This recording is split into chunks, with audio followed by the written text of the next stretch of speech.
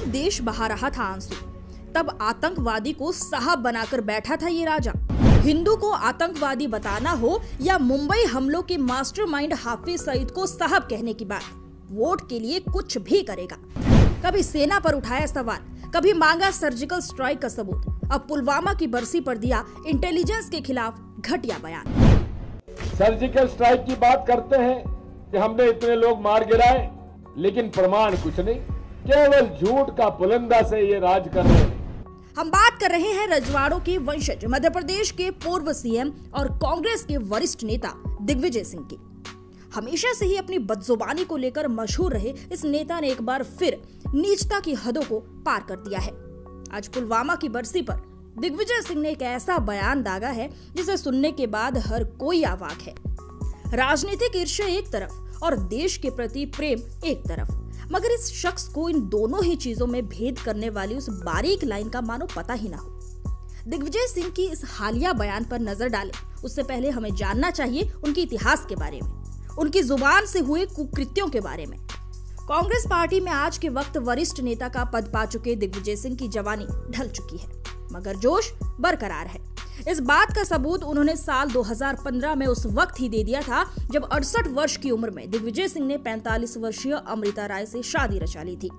अमृता राय भी एक वक्त में IIMC के मशहूर प्रोफेसर आनंद प्रधान की पत्नी हुआ करती थी, मगर शायद उन्हें आनंद प्रधान की बुद्धिमत्ता से अधिक दिग्विजय सिंह की फिसल जाने वाली जुबान पसंद आई, जो वो उनकी हो गई।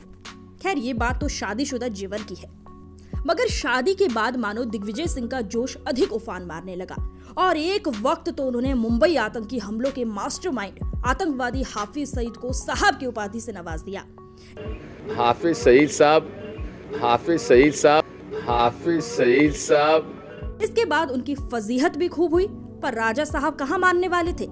इसके बाद 2019 में जब उन्हें भोपाल लोकसभा सीट से साध्वी प्रज्ञा के खिलाफ चुनाव में उतारा गया तो वे एक बार फिर बदजुबानी के बम की तरह फटे और हिंदुत्व एवं हिंदू आतंकवाद के बारे में पूछे गए सवालों के जवाब में दिग्विजय ने कहा, आप लोग हिंदुत्व शब्द का उपयोग क्यों करते हैं? हिंदुत्व शब्द मेरी डिक्शनरी में है ही नहीं। इतना ही नहीं, दिग्विजय ने मुंबई हमले में शहीद हेमंत करकरे पर भाजपा प्रत्याशी साध्वी प्रज्ञा के विवादित बयान पर जवाब देते हुए ये तक कह डाला कि जो संघ की मर्जी के खिलाफ बोले वो देशद्रोही है। भारत के शहीद भी अगर संघ को पसंद नहीं तो वो शैतान है। खैर, असल शैतान कौन है इस बात का अंदाजा आप इस वीडियो के खत्म होने तक बड़ी ही आसानी से लगा लेंगे। फिर आगे 2019 के चुनाव बीते और दिग्विजय सिंह को साध्वी प्रज्ञा के हाथों मुंह की खानी पड़ी, मगर उनका मुंह बंद नहीं हुआ।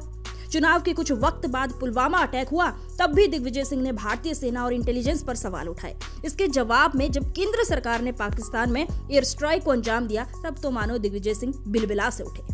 राजा साहब ने तो एयर स्ट्राइक और यहाँ तक कि कुछ वर्ष पूर्व हुए सर्जिकल स्ट्राइक का सबूत तक मांगना शुरू कर दिया था। उनके बयानों पर, उनके सवालों को लेकर दिग्विजय सिंह की लगातार निंदा होती रही, मगर उनके कानों पर जूं तक नहीं रेंगी। हालात कुछ इस तरह के हो गए कि कांग्रेस पार्टी को भी दिग्विजय सिंह के इस बयान से अपना हाथ पीछे खींचना पड़ गया और दिग्विजय सिंह का निजी बयान करार दे दिया।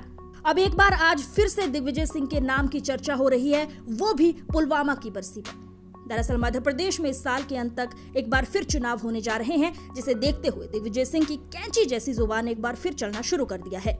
आज पुलवामा की बरसी पर एक नया ट्वीट दागते हुए दिग्विजय सिंह ने पुलवामा मामले के पीछे की वजह खुफिया विफलता को बताया है। दिग्विजय सिंह ने कहा है कि खुफिया विफलता के कारण हमारे 44 जवान शहीद हुए थे। खैर, दिग्विजय सिंह इस कोई सा भी राग अलापे, मगर उन्हें इतना जरूर याद रखना चाहिए कि देश की जनता उनके बयानों को देख रही है और सुन भी रही है। आपका इस पूरे मामले के बारे में क्या सोचना है, हमें कमेंट कर जरूर बताइएगा। जय हिंद।